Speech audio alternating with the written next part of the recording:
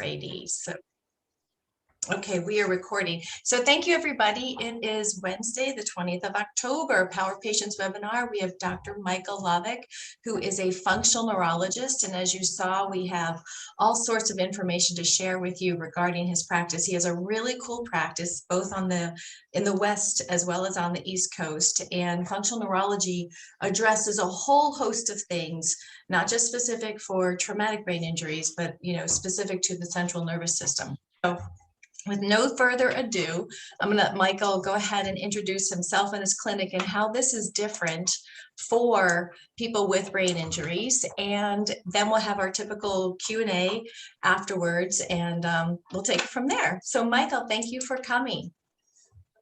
Thank you so much for having me. Just a quick correction. Happens all the time, so don't worry about it. My last name is Lovich. Lovich, sorry. Depending on, oh no, it depends on which podcast you heard. If you've heard it first on a certain podcast, and everybody calls me by that way, and I know exactly where they found me from. It's kind of fun.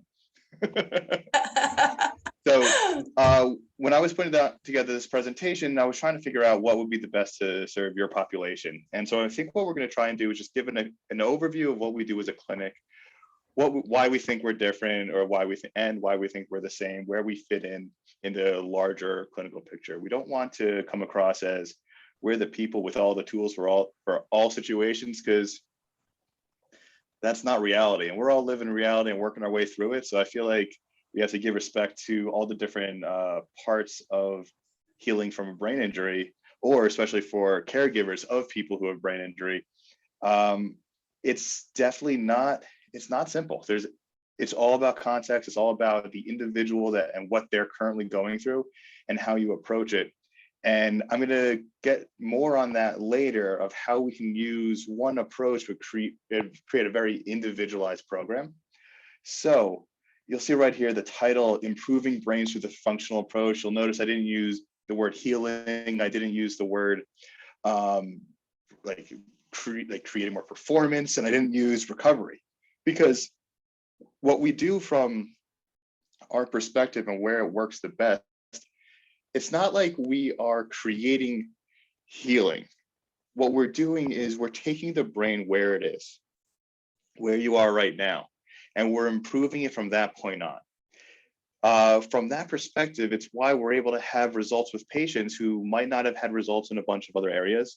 It also means why I think I was talking to somebody earlier today about this, that I think the longest lasting post-concussion syndrome that we were able to get some improvement with was 18 years old. So there's no like, oh, well, we've had it too long and we can't do anything for it now, or this is your new normal, just get used to it. What I really like about functional neurology and why I pursued it as a profession was you can take a person wherever they are and create some improvement to get them to the next level. For some people, it's all the way. For others, it's just 20, 30, 50%, but that might change a person's quality of life enough, so that way it's meaningful to them. So to give you a little interview, so who are we as a practice? So you may notice that we have multiple locations around the country. We did that because I don't know if everybody's constellations of symptoms are different, but I don't know if you've ever personally felt what it's like to have vertigo. And we work with dizziness. We work with all the different types of dizziness. However, but if you have vertigo and you're spinning, or the world is spinning and it just won't stop, traveling across the country, traveling into like one of these specialty massive clinics where you have to go 3, 4, 5, 6 hours driving, or 6 hours on a plane flight, and manage like hotels and everything like that. That's a lot of effort. The mission that we have in the future will be to have enough clinics around the country, so we're in most major areas, so that way we have this community-based clinic that just leverages technology in order to create a workable solution for people, so they don't have to drive to, or they don't have to fly 2 state lines over to get expert care. We can provide it right where you are. You'll notice we are Delta S Performance. It's actually kind of funny. Probably wasn't the best marketing idea when I picked Delta S, because most people come in saying, hi, I'm looking for Delta Performance. And we're like, but Delta S was something I learned about in chemistry, and then again during my physical science classes in undergrad, that as I was going through chiropractic school, it sort of came back to me to say it makes total sense how this is just the simplest model of how to recover and improve. So Delta S is the second law of thermodynamics. For those who don't know, there's 3 laws of how heat travels in the universe. The second law is known as entropy. It means that left alone, all things will travel to a disorder. I like to use a bedroom example. If you just live your life day in and day out, your bedroom will get messier and will get more cluttered. You have to put effort into your bedroom. You have to put time into your bedroom in order to reorganize it, to create some sort of order out of that chaos. The same holds true for our health. If we just live every day, just doing our normal thing, if we're not making conscious, actionable steps, part of a plan to improve our health, it will decline. And that's just what it is. It's not like a fear-based thing. It's more of it's just how energy works in the system. So what we find is every day we want to help our patients improve, have some tool that they can use. They get 2 options of what they're going to get for lunch, a salad or a burger. Let's make one decision that improves our health as opposed to a decision that may be counterproductive. There are certain tenets that we don't budge on. When I started this business in 2017, I didn't start it because I was like, well, I need a place to work. I started because I saw a lot of problems and problems that needed solutions in other types of practices, in healthcare as a whole. And I saw needs that needed to be filled. And that's the most important part, is when you see a need, you got to fill a need, because that means there's somebody out there that will benefit from that. If somebody can benefit from that, then you might be able to create a change in their quality of life that will be really, really meaningful. What are these tenets? First is quality care. We hold ourselves to a standard that we provide functional neurology care done really well. We're always learning, we're always reading publications and papers, we're trying to figure out not only what is new, what is research currently saying, but is it quality research? Because there's a lot of stuff out there that you read, you're like, okay, that kind of makes sense, but it doesn't connect. You can't really connect those dots well. And you're also looking at it like, if it's quality research, how do I apply it? What am I looking for in a patient population that I can then use this effectively to then create some sort of outcome? And how can I use this to mean something that will give me better insight into what a patient is dealing with?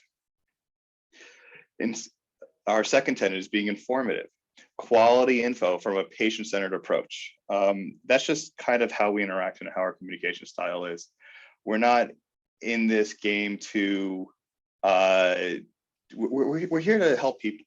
We're here to get people better and to do what we can to support them in their process and to find mutually beneficial ways to help them along on their journey.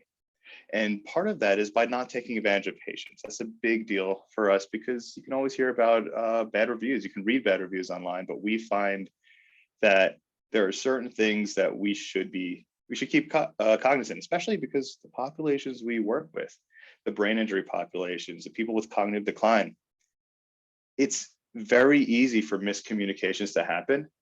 And we want to make sure that they and everybody who may come to our clinic knows that we're doing things in the best interests of our patients first. And we're not going to be recommending any overtreating. We're not going to oversell anything, and we're never going to overcharge somebody.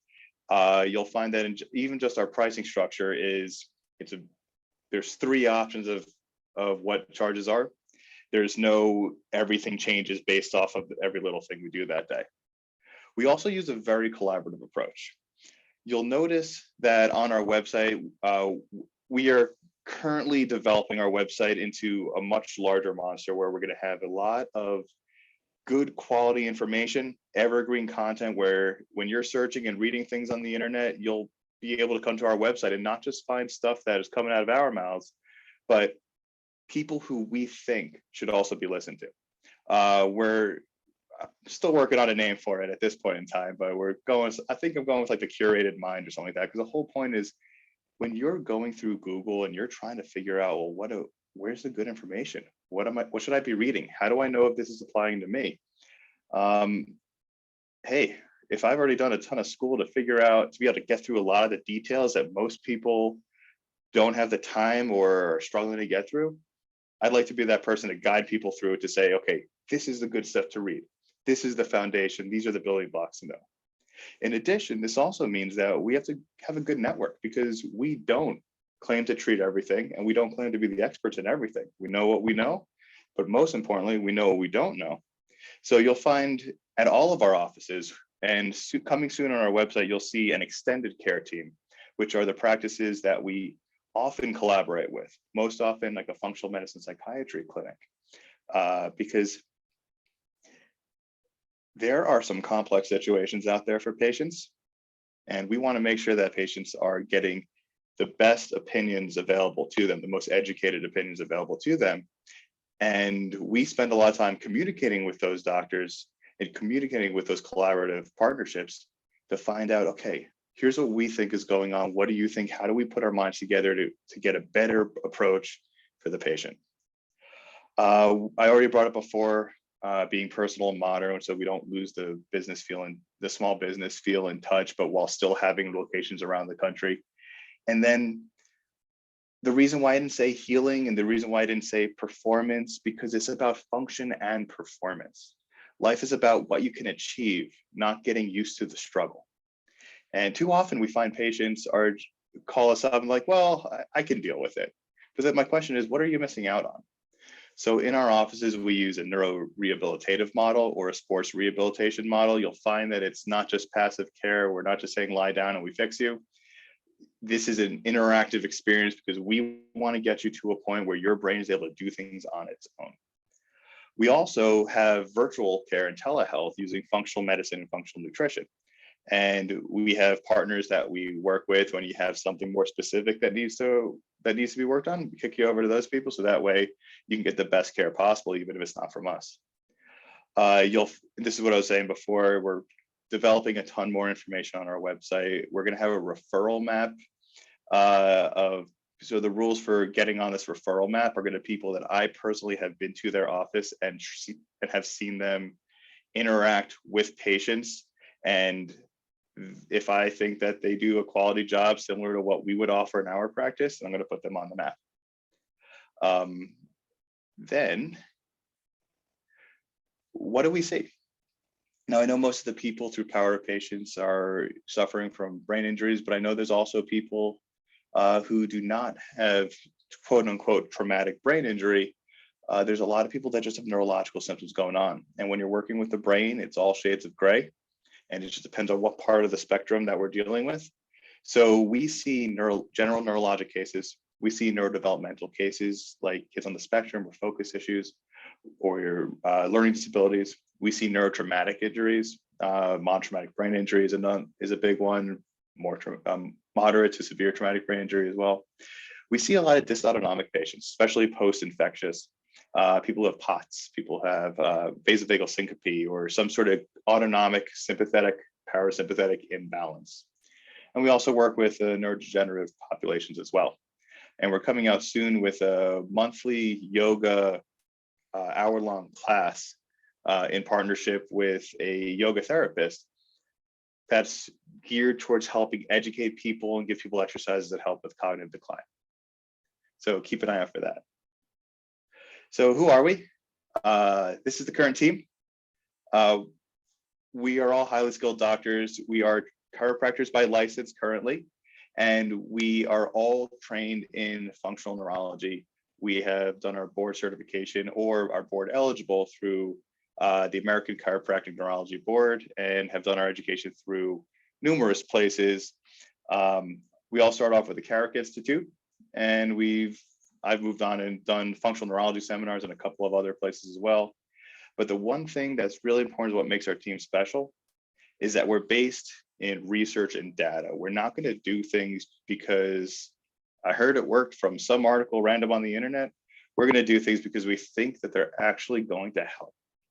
And because we found something legitimate, some legitimate reasoning for why it's safe to do so. We're focused on individualization. And like I said, we're going to go over in a little bit how we create that individualization for a patient. And we're all trained in this functional approach, which I'm going to spell out for you. So, Michael, I just want to interrupt for 1 second. Your screens are not showing your slides for some reason. Oh, let me do that one more time. Hold on. Okay.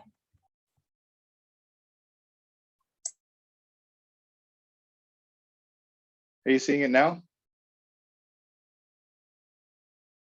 Do you see my face? Okay. Glad I wasn't making any weird faces. Both. Does everybody see it? Okay. Well, screen, no problem. It might be that I'm co-host and I was like, oh gosh, I just want to take you had a pause. Okay, well then continue. So it's probably because I'm co-host. Hold on 1 second.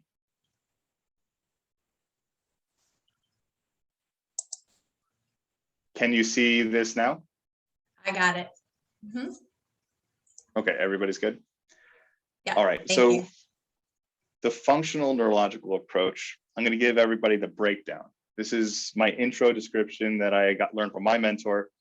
And honestly, it works really well to give people a good understanding of what we're thinking and why we're thinking in a certain way on our way through this. So, what is the purpose of the brain? In order to get the brain back to a point in which it functions better, we have to know what it's supposed to be doing to begin with. And contrary to some beliefs, the purpose of the brain is actually really, really simple.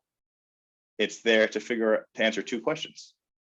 Where are you in relation to the world around you? And where is the world around you in relation to you? Your brain uses that information to figure out where it is in space, where the body is in space, and how do you deal with challenges? How does it figure out where the world is? Use your visual system to map out the world. Use your inner ear to map yourself in relation to gravity and to know which way is up. And you use your muscles and joints to figure out where you are in space in relation to other parts of your body, and also in relation to gravity and in relation to the world that you've mapped out with your eyes. So what happens? You take these sensory systems, visual, inner ear, which we'll call vestibular, and proprioceptive, which is your muscles and joints telling you where you are. And your brain is there to interpret the information, your sensory information that you bring in, so it can then respond with one of two ways. Either a psychological response, which helps create your conscious experience of the world and what you think of it, or your motor response, your movement response. So you can move in response to the world and what your brain thinks is happening. So let's talk about that real quick, because if it was that simple, then we wouldn't see the constellation of symptoms that most people deal with. And this is where it gets broken down into some stuff that gets a little bit little in depth, but we're going to try and keep this nice and easy. So let's first talk about, how do these systems communicate with each other? So you have these visual systems, you have these inner ear systems. All these systems communicate through reflexes. Reflexes are the most important thing when it comes to a brain working efficiently. So let's talk about it like this. So you have a reflex between your eyes and your inner ear called your vestibulo-ocular reflex. You have a reflex between your neck and your eyes. That's called your cervico-ocular reflex. And you also have a reflex between your inner ear and your neck. That's called the vestibulo-cervical reflex. And those three create a triangle connecting those three systems together. Here's an example. The vestibulo-ocular reflex is a reflex that means every time your head moves in one direction, your eyes move equal and opposite in the other direction. So let's say you were walking and you were keeping your eyes looking at a tree in the distance. So picture here of a person walking, you see the fence in the distance, your eyes are on the fence, you're walking towards the fence. Every time you take a step, your head is bouncing up and down. If you ever look at a person walking, your heads are going up and down. That's just part of walking mechanics. But you don't feel like you're bouncing up and down because your eyes, every time that your head goes down, come up a little, and every time your head moves up, they come down a little. And what you'll find is that for patients who have a lot of vestibular symptoms, and this is more for as a vestibular example or an ocular example, if those reflexes are not working well, because all those reflexes are mediated in the brainstem. If those reflexes are not working well, then things will look weird. So let's describe what it looks like if that reflex didn't work. So if you are looking straight ahead of the computer screen right now, and you turn your head to the right, it feels like the world is moving to the left, correct? And if you do that, think about it like this. That's something that you're not supposed to notice. You're just supposed to turn your head to the right and everything's fine. The world stays where it is. But when these reflexes are not accurate or not working well, then it creates a mismatch of sensory information. And your brain now has to figure out, wait, hold on. Did my head just turn to the right? Or did the world just move to the left? If I start thinking that my head didn't turn to the right, but the world moved to the left, but my sensory information from my muscles and joints and the sensory information from my inner ear now don't say the same thing, that's when symptoms are created. Those sensory mismatches is your brain trying to say, okay, we need to figure this out because we don't really care if it's painful or symptomatic. We just care if we can figure out where we are. So how do you work with that? That comes down to, from a functional neurological perspective, you have to do an examination. You have to figure out, why is that reflex not working? Is it an issue with the inner ear? Is it an issue with the eyes? Is it an issue with you knowing where you are in space? And most of the time it's all three. But what we want to do is we want to rehabilitate those systems, and rehabilitation typically looks like eye exercises. So if we think that it might be the eyes not moving appropriately or the eyes not keeping up, then we're going to want to rehabilitate the eye's ability to see things and keep the eye stable on a target. Because if you can look at something, so I'm looking at the corner of the room right now where there's a water bottle. If I can see that water bottle, I know where that water bottle is. And if I can see the world around my peripheral vision, then I know where I am in relation to that water bottle. That's a clue that gives me awareness of where I am. But we can rehabilitate that and make that more accurate. So your frontal lobe, so your executive thought and decision-making areas of the brain don't need to come in and say, okay, well, I'm getting a ton of different information. Think of it like three different kids that are not getting along.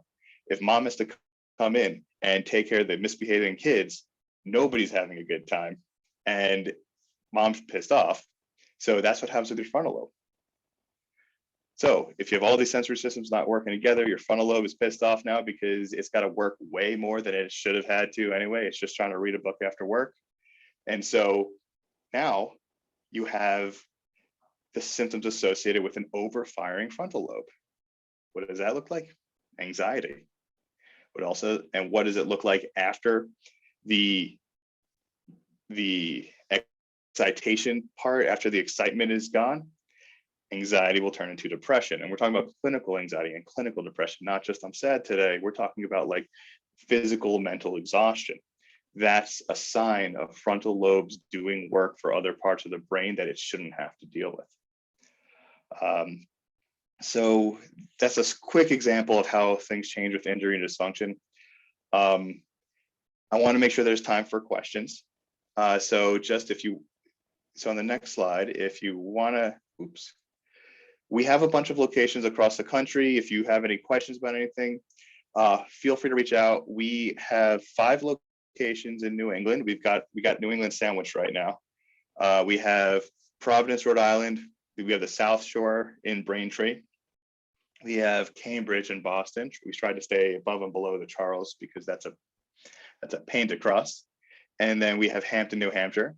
And then we also have one of our newest locations is in the Berkshires in Lenox. So we're trying to be in places that is easy for people to get to right off the highway. And then I also work personally in the locations in Colorado, in Denver and Boulder. If you have any questions, if you want to reach out more, feel free to just shoot me questions. You'll see me on Quora all the time, just answering questions because I want good information to be out there. Go to our website, deltasperformance.com. If you are interested in becoming a patient, click on the Get Started button at the top. We have that button 26 times across the website, so it's easy to find. If you're just interested in asking a question, go to the location that's nearest you and just put it in info request on the location page. You'll see it says like for collaborations and stuff like that. Just shoot questions over to us. We're more than happy to answer them, help you out, because Google's overwhelming. We're here to help. That was awesome. That was absolutely awesome, Michael. Thank you. I have a question, and the group usually has great questions as well. So wait, 2 questions. Can you say again, what is a sign of frontal lobe doing work of other parts? I'm not sure. I use the example of a mood disorder, of anxiety, depression, and potentially extrapolated into bipolar. So if your brain has a function that it needs to do, it's gonna find a way to do it. It's gonna compensate. So I'm gonna go on a quick tangent right now because I'm gonna say something very controversial that makes the wellness community very sad. The brain doesn't heal, it compensates.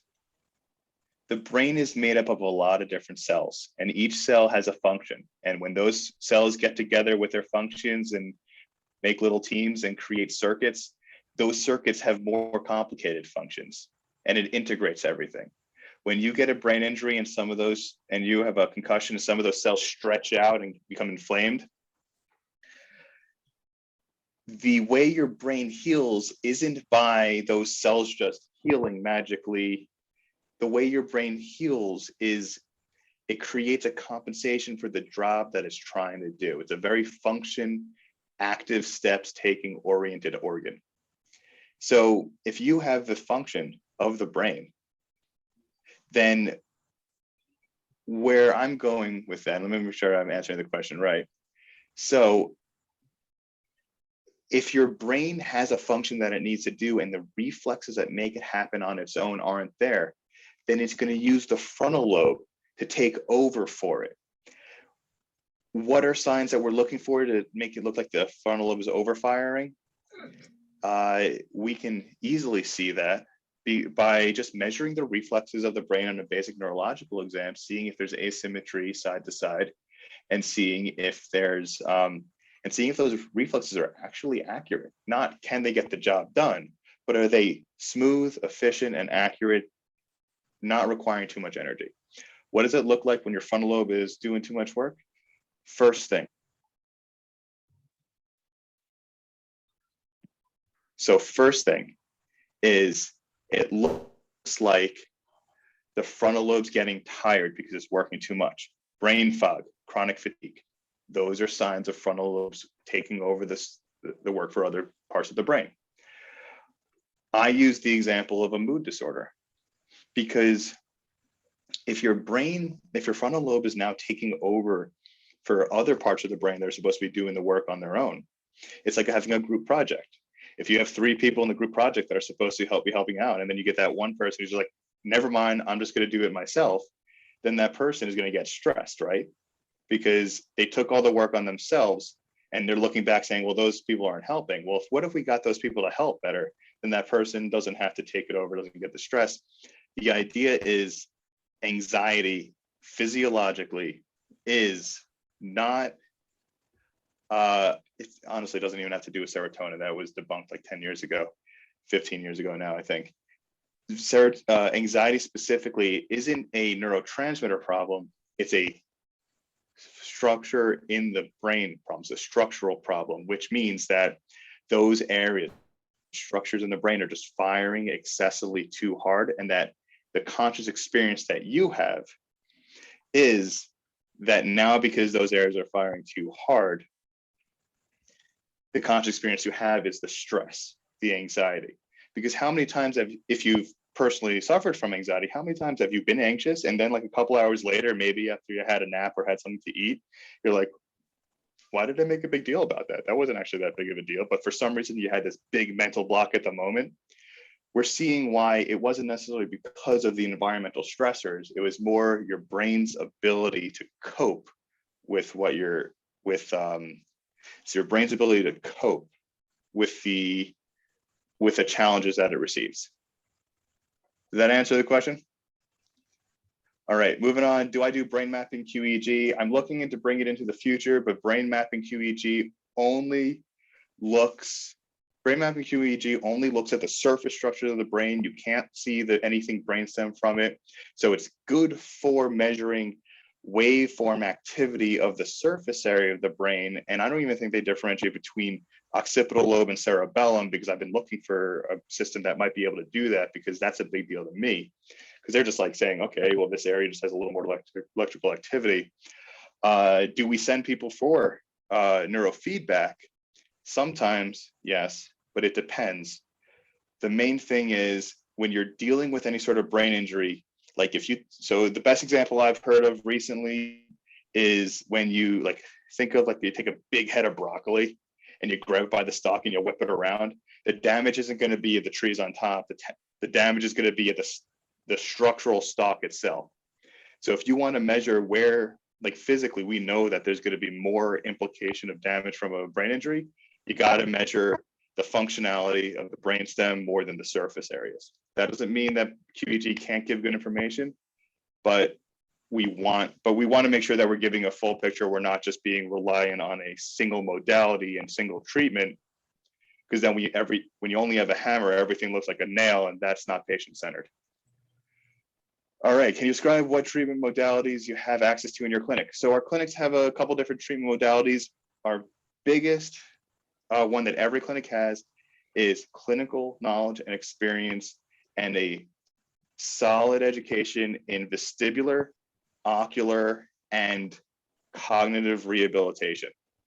So in terms of modalities, in terms of stuff that we can plug into the wall to use as a treatment, we actually have a relatively low-tech practice, because sometimes taking an optokinetic background, so taking we just grab a textbook off the wall and put our thumb in front of it and change how the brain is processing a certain eye movement, that could be low tech. You don't need to have a giant spinning chair in order to spin a person in a circle. Oh, we do have one of those. We have a secondhand barber chair, very smooth. It spins nice and slow. It allows us to get the therapy and the type of activation we want in the brain to happen, but we don't need to get too crazy with something that looks cool, because we care more about what creates results. I hope that answered that question. Please post again if you have questions about specific modalities. One more thing on that, and this is just another office policy that I created. In order for us to buy any equipment, we have to answer two questions, and we have to answer yes to one of them. The first question is, will buying this treatment modality create better results faster for our patient populations? If we can't answer yes to that, then we'll answer, will buying this modality or product give us better information that will change our treatment in order to get better results faster? If we can't answer yes to both of those with confidence, we're not going to spend the money on it. We're not going to be bringing in products or equipment or modalities that rack up a bill if we don't think it creates that much more quicker results. Does that make sense? What can be done when vision is damaged by a hypoxic injury? Okay, so hypoxic injuries are complicated because again, it comes down to the exam.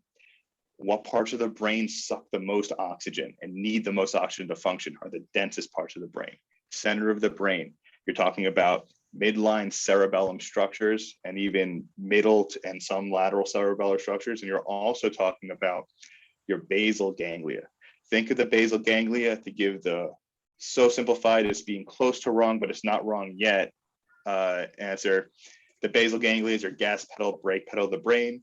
If you're a person that gets songs stuck in your head often, that's probably because your basal ganglia isn't getting regulated by other parts of the brain as well as it needs to. And if there's a hypoxic injury, and we've also seen some lacunar infarcts, which is just means like a tiny stroke right in that same area. It depends on, so if I was to say, what can we do about a hypoxic injury? We would say we do the exam, we find the areas of the brain that aren't compensating well, or are too active, or are underactive. And what we want to do is we want to use the concepts of neuroplasticity and say, okay, can we activate that area? Can we activate the area that fires into it? Or can we activate the things that are downstream that will have a feedback loop through it to create a better compensation that's more accurate and reduces the number of symptoms? Okay, we got a second. Someone yelled a bullhorn in my ear. That doesn't sound like fun. I am sorry. As a prank, definitely not funny. Okay. There's a comedian, Mike Birbiglia, and he's got a good line in there that if you say I'm joking afterward, it's not a good joke. After that, lack of full hearing in that ear, and also dizzy, extreme brain fog, nausea, extreme head pain. All symptoms are happening except dizziness and nausea is less now. What would we do? Again, and this is where it comes down to that individuality, because when we are mapping out those parts of the brain in the exam, let's think about it this way. So you know how we were talking about you use your proprioceptive system to figure out where you are in space, and your vestibular system to figure out where you are in relation to gravity so you know which way is up. Let's say you had a balance problem, you kept falling to the left. Does that mean that there's a deficit with your muscles and joints on the left side of the body where it can't support it? Or does that mean that your inner ear is pushing you to the left because it thinks up is in a different direction than it actually is? The important thing to figure out is you can have multiple symptoms. You can have one symptom, let's put it that way. You could have one symptom that looks the same as a lot of other symptoms, but they come from different causative properties. So if you could have multiple causes to one particular symptomatic experience, and we want to figure out, is it one thing? Is it a couple things? What do we need to do? And the fun part about having a functional approach means that when we get an idea in our head, what we want to do is we want to disprove the idea by using an exercise. So what does it look like when after the exam? What does treatment look like after when we're starting to do exercises? We test. We test an idea that would give us we would test an idea that would let us know where we think it is in the brain, or what do we think is going on, what's involved. Then we would do a therapy that we know activates a certain part of the brain. It's all in the medical literature. After we create an activation, then we retest, either with the same test or a different test that tests a part of it to give us an idea, are we moving in the right direction? Is this going to create the changes in the area that we're looking for? Instead of saying, here's your home exercise program, do these generic exercises for 4 weeks. In the office, we can say, okay, well, we did this exercise. We moved the eyes to the left. That created a left parietal or a right frontal lobe activation. When in a certain area, how do the body respond? And if it responds in this way, it means one thing. If it responds in this way, it means another thing. So in terms of techniques to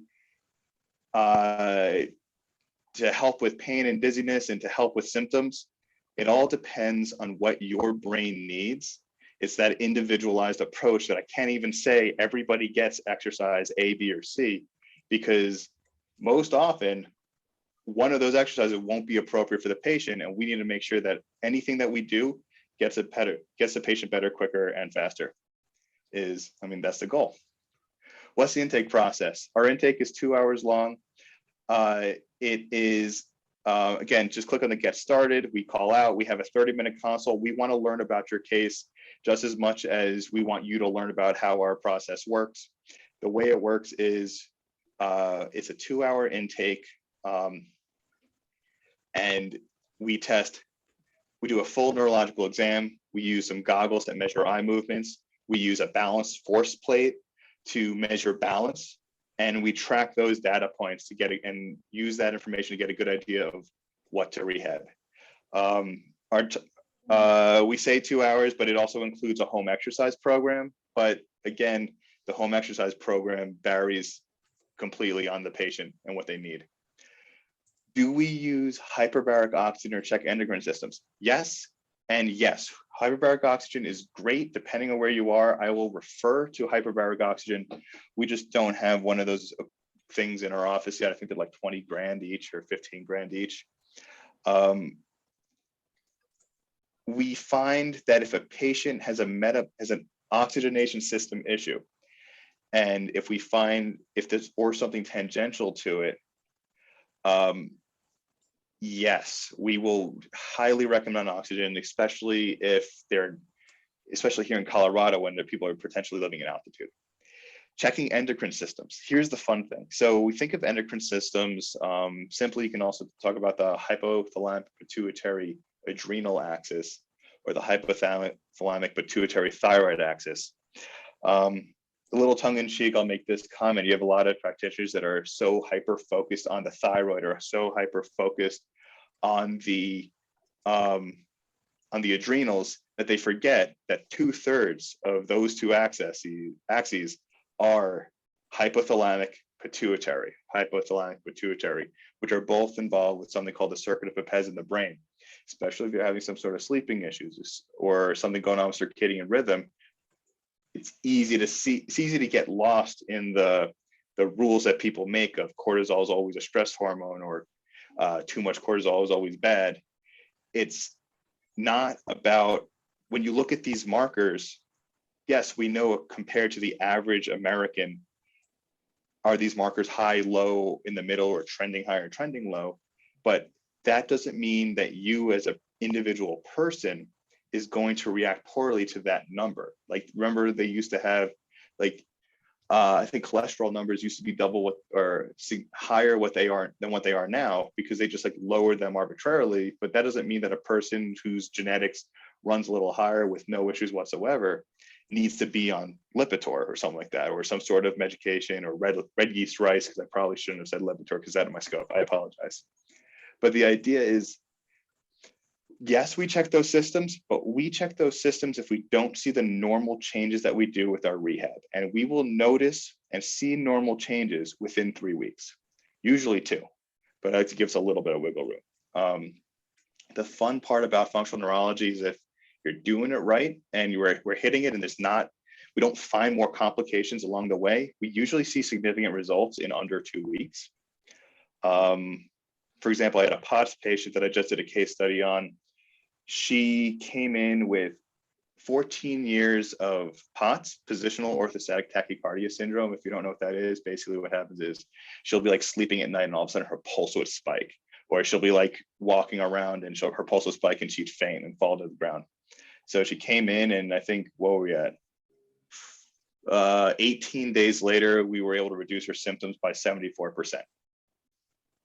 It's a big deal. Now she's hiking a 14er and not carrying her bug out bag on her in case she faints, because she's not worried about fainting now. But that's the thing. When it comes to neurological rehabilitation, results should be quick, especially if people are looking at things appropriately. Things that I think should go functional neurology first, after medical neurologist, after everything, or at least at the same time. Any sort of dysautonomia should really look into a quality functional neurologist. If you don't know who is quality in your area, reach out to me. I will find you a person to go to, because I want people getting better. Ever used activities of daily living to address the deficits? I'm not sure what you mean. I mean, using your eyes to look at things and moving your eyes back and forth can technically be considered an activity of daily living.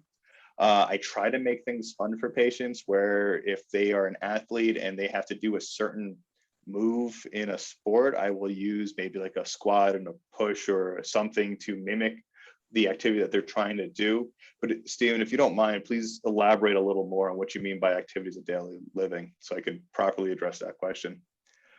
Okay, coming back for a third question. Great. All right, so I got dementia symptoms very early following a big brain injury a few years ago. This affects swallowing. My brain isn't able to follow through on swallowing, so it choke on. Okay, so here's what I'm gonna do. I'm not able to give, without doing an exam and really seeing what's going on, I can't give direct advice on this. However, what I will do is I'm gonna go through it as if this was like a puzzle that was given to me, and I can say, okay, this is the way I'd think about it. All right, so if we're talking about, if we talk about following a brain injury and we're affecting swallowing, swallowing is associated with the muscles of the throat right down here. And those are often associated with cranial nerve 9 and 10, which come from the lower brainstem. We would then look for other, parts of functionality that also come from that lower brainstem, both front and back. The things that we would look for are gag reflex. That's a big one. If someone doesn't have a gag reflex, then that's a big sign of, hey, maybe there's something else going on in that lower brainstem. You're getting a little technical now, but your pontine reticular formation and your medullary reticular formation. So the reticular formation, which is a cluster and a web of neurons in the brainstem at the level of the pons, which is the middle level, and the level of the medulla, which is the lower level. If we look at it from that perspective, then we're like, okay, well, what functionality comes from that lower brainstem?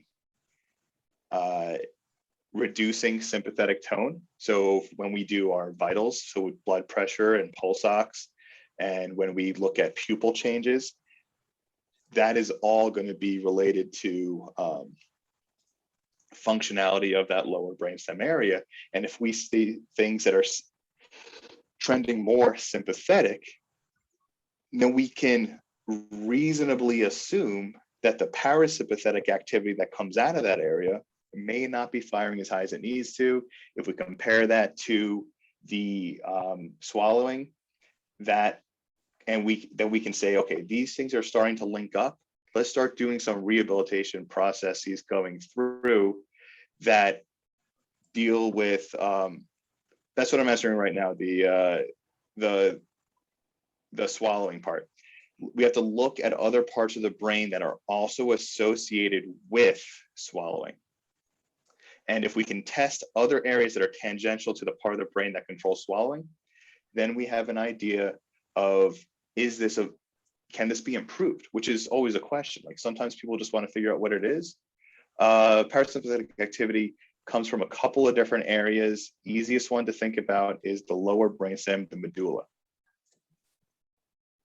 So there is one thing about parasympathetic compared to sympathetic. When sympathetic gets activated, the entire body, sympathetic happens all at once. With parasympathetic, it can be regional. So in other words, if you're doing parasympathetic activity just for the gut, it won't necessarily do parasympathetic activity in the brain.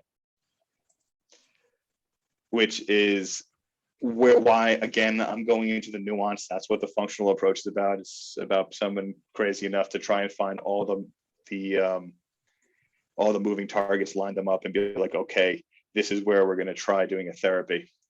There is, so regarding swallowing, stuff like that, the way that we would look at it from that perspective, you can also try some vagus nerve stimulation, but I'd be careful with vagus nerve stimulation if you have any sleep apnea or anything related to breathing changes while sleeping, because generic vagus nerve stimulation can make that worse. Again, unfortunately, in reality, there's nothing that's good for everything, and there's nothing that's just a panacea. There's nothing that just always makes things better. I find I hold my breath is that common. might be common for you, might be common for your genetics. It might be a sign of something, but just finding you hold your breath, I do that as well. I wouldn't think of that as a problem isolated by itself. But if you find that your respiratory centers, which are again in that brainstem area in the back on the lower end, back in the medulla, another thing that we'd be looking at. If we find, like, here's a good example. If you're getting nauseous a lot and you find that you hold your breath or something like that, I'd be a little more concerned, because the nucleus that your cardiorespiratory centers from is called the NTS, nucleus tractus solitarius, and then you also have on the bottom your gustatory nucleus. So if you have changes in taste or smell coming through there, if you start seeing changes in taste and smell or changes with just nausea, maybe then that would be, those are all in the same area. So then I'd be like, okay, maybe the hold my breath thing might be something to look into, but without other areas around it being affected, I wouldn't be too worried. Using baking banana bread and doing laundry as a mode for increasing multitasking capabilities. Oh, this is a fun thing to talk about. Okay, so multitasking is not doing more than one thing at once. Multitasking is doing the one single task, being able to put it down, remember exactly where you were, move on to the next task, put it down, move back to the other task and pick it up directly without losing the thought processes that are going on with both of them. So what does that mean? If you want to practice multitasking, practice on being able to hyper focus on something and then remember where you were and work on the next thing and then come back to that. Planning and organizing is great. Those are more of coping strategies that would use to help organize, but we're talking about a different aspect of helping the brain cope, which is instead of saying, well, your brain is functioning at this level, get used to it, we're saying, well, what if we just made the brain function better? Then now the brain can cope more with more stimulus, more stress, and without actually having a negative effect from it.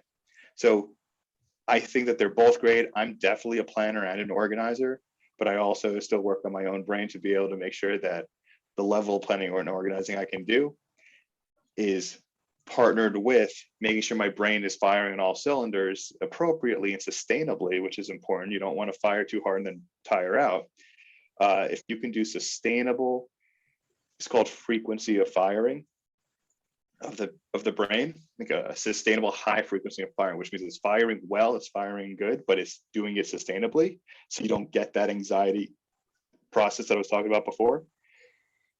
That's more of what I'm talking about. So doing those mental exercises are great as activities of daily living. When we work on the brain in the office, we are getting right to the areas that are weak that I need to get organized. And then this would be great for after you build that pathway and it's strong to then say, okay, now let's tie it into normal activities of daily living. Because we find when we do that the symptoms that people come to us for are kind of like one and done. They don't usually come back. But we always say, if you ever need anything, please do come back.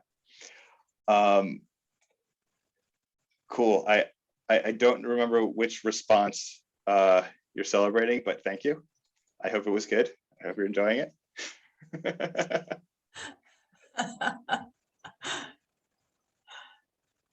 I think that's it. Do we have any more questions? I'm looking really quick. Michael, this has been really amazing, and you've gone way over, which I'm sure everybody here, and as you can see, everybody is still pretty much engaged with you. There were a couple of things that you said, and I didn't want to interrupt. I tried to be careful because I get so excited I have to mute myself, right? And I'm getting better about that. But there were certain things that what Dr. Lovich said, I want to echo that I learned, again, just by stumbling through with my daughter's therapy. The QEEG therapy I did discover when I ran the TBI portal for the US government for their soldiers. And it works on waves of your brain. And it did help my daughter a lot with her sleep. She was sleeping 4.5 hours every single afternoon, 4 years after her injury, like a toddler. And it was in 5 visits that her sleep stopped. Now she had cortisol, speaking then to the endocrine points that Dr. Lovich had spoken about.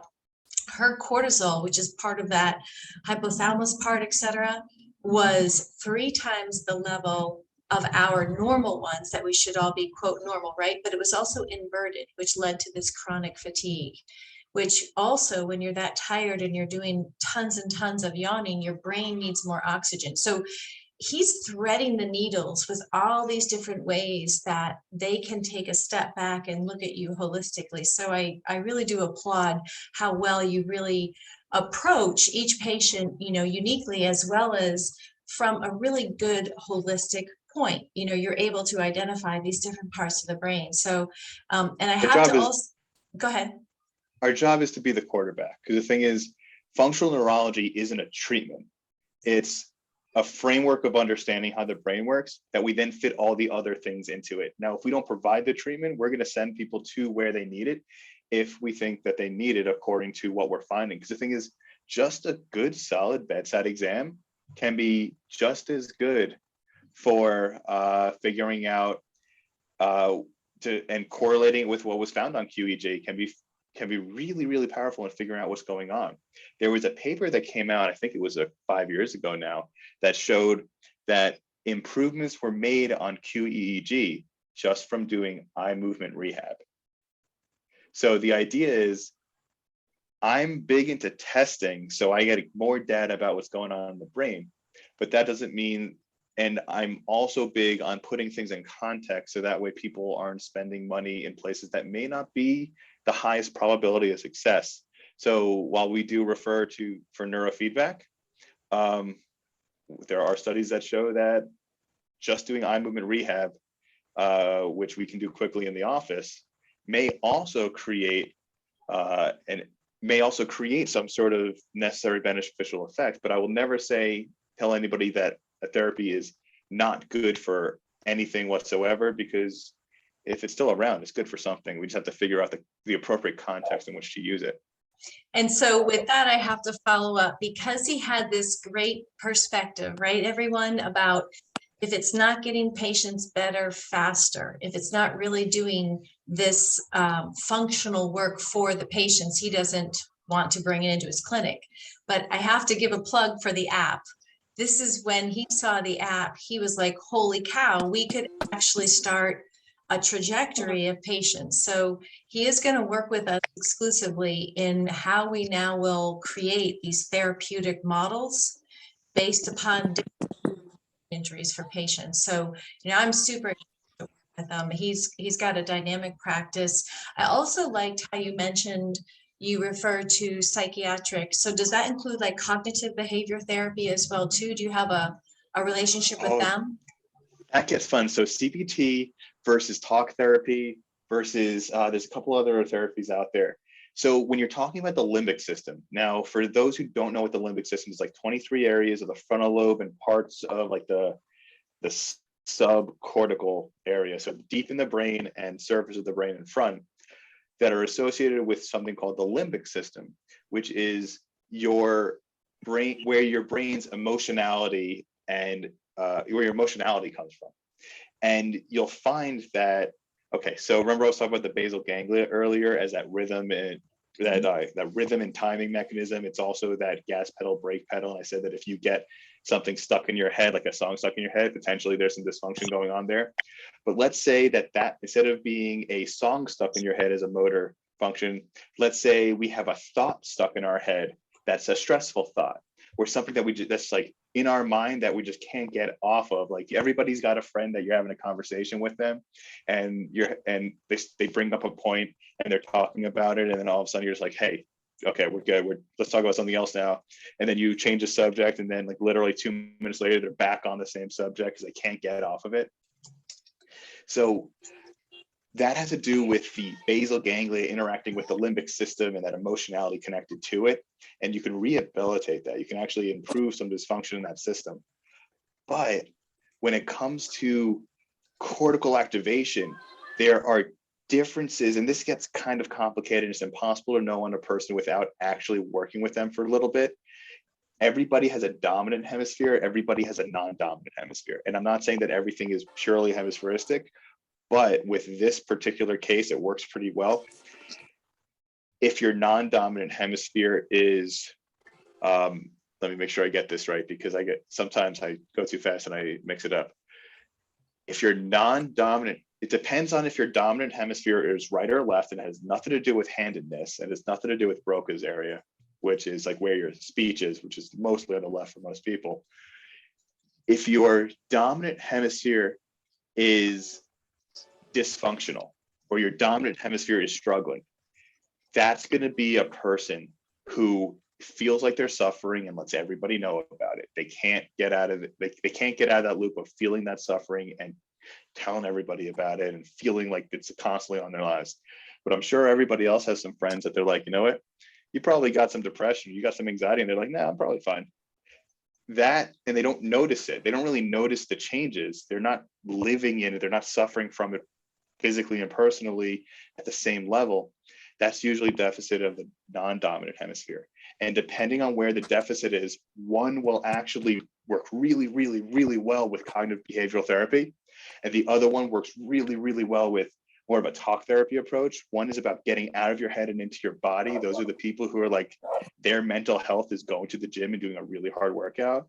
And the other people are going to be the ones that will just need to sit still and just think over it, or just talk it out, or just kind of work their way through it. And it's fun because you can see that there's an actual physical change that has to do with why a person may respond well to one and not to the other. And we can predict that based off of just a solid exam. That's awesome. I love it. Somebody did ask if there was a clone of you in Florida. I'm not sure if I have any clones, but if I did, they'd probably be here with me so I can get more work done. Alrighty, so I think, go ahead. One more thing about insurance though. Mhm. Insurance, unfortunately, doesn't cover a lot of this stuff. And we are out of network with insurance at our clinics, mainly because it's not because we want people to pay a lot. We don't. I'd get away from free if it wouldn't make me close my doors and not be able to help people. But the point is, when it comes to insurance, they don't pay for this stuff. They don't pay for the frequency that really gets the best results. And it's not, and the thing is, insurance also doesn't like to play by the rules. They get to make their own rules, and then they just call us 8 weeks later and say, hey, you know all that work you did, we're just not going to pay you for it. So most of the people who do functional neurology, especially the ones that do it well, don't take insurance. And but we have had good luck with our patients who have had out-of-network chiropractic benefits. I think we've had a bunch of patients get up to 80% reimbursement. We had some patients get up to 80% reimbursement from their out-of-network, and I will do whatever I can to help my patients get reimbursement, short of directly communicating with their insurance. That's just a lot of time on hold and a lot of time working with headache, like patients. All right, I'm just double checking again. One also side note about insurance, and you know, Dr. Lovich is correct again. I had a lot of credit card charges, and you know, all of my savings Did you get my daughter better. But one of the things that I am working on with a program here in Massachusetts is to start supplying data to an organization that assists with writing policies to Medicare and Medicaid. And now that can take time, but we are going to start in the vision therapy space because half of the states have Medicaid coverage for conversion insufficiency, which is a big deal when you have a brain injury. And we're able to show that on our app. And we're able to show other therapies such as the depression and things like that that need continuum of care. So in working with this organization, we are going to start supplying the policymakers with the real data that patients are experiencing. And again, it's another plug why we need to have people keep putting their data on the dashboard so we can show them this is what a person with a brain injury has. And so, that's one of my missions. I don't want people to go through what I have to go, and we're all going through it, but we can make this change happen. So, and there are lots of initiatives out there. So let's just keep working together on this. And there was one other thing you mentioned, and I'm kind of That's drawing why a I jumped blank. on this. What's that?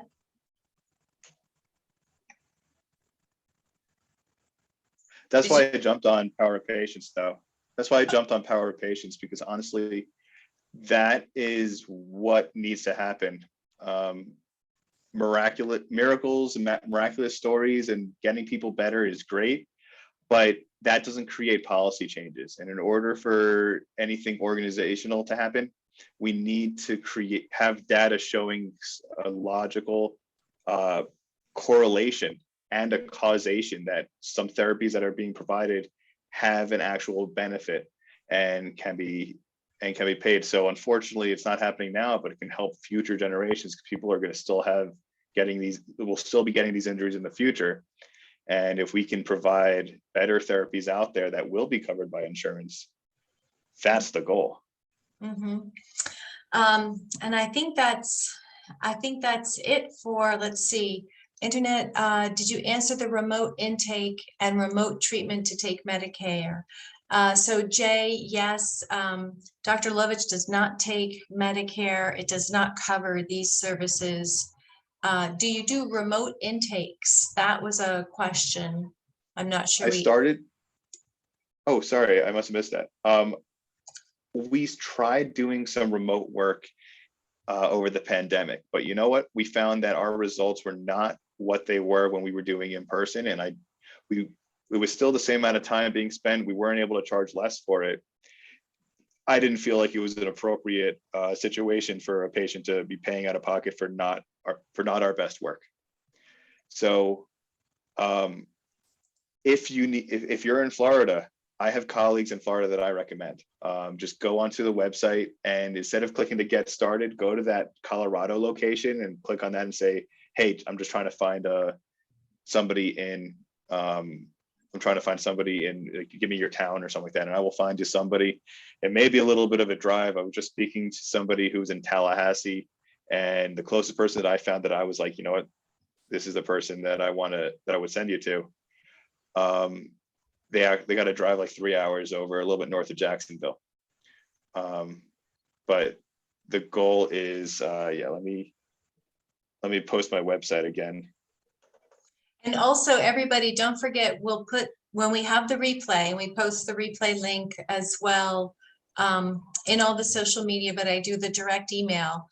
And if you forget the links or whatever, you can also just reply to the email that's sent out, and I'll forward it to Dr. Lovich. And then that way we can at least keep the doors open. And the last thing about policies, remember, and it's been a while, but the way that the COVID vaccines were allowed to go into this, quote, emergency fast track program was by an HIV activist march on Washington. And not a lot of people know about it, but the men that all assembled in Washington marched to make the FDA get off of their butts and to make an accelerated assessment of the drugs and approval process. So it's doable. They are in many of these state and agency-led organizations, they are looking for the data. They're now paying attention to all of us because I'm showing them we have the data. And so these are major policymakers at state levels, right? Because you have federal money that goes into each state, and each state has their own rules. But I made a big presentation a couple of weeks ago at the National State Conference for Head Injury, and those are the Brain Trust, the Medicare and Medicaid groups, the Health and Human Services. So we're making noise. So, we can make this happen. We're going to keep it up. All right. Is there any last question? It is 4:10. You win the longest chat. So, is there anything else, anybody? Otherwise, I am going to let Dr. Lovich get to his patients. He has locations in Colorado and in the New England area. Reach out if you need help. You'll get the email. And we'll just keep following up. And, maybe what we should do is kind of like little Instagram coverage as we're starting to enroll your patients and bringing them onto the dashboard and the changes that you're seeing and what we want people to give us feedback on. Maybe we'll make it like, a community effort here. So who knows? We'll be creative. Yeah. Awesome. Well, we want to have fun with it. We want to also respect some patients' privacy. And we'll just find a good, nice way to do it that has a good balance. And just do our best. Awesome. All right. I'm getting a lot of thumbs ups here for you and things like that. A lot of head nods. And all right, everybody, I think we've covered it all. I want to thank you for your time. We'll post this so the replay is up. Share this, get your friends onto the app so we can start moving those policies. All right. Thank you again, Michael. I'll be in touch.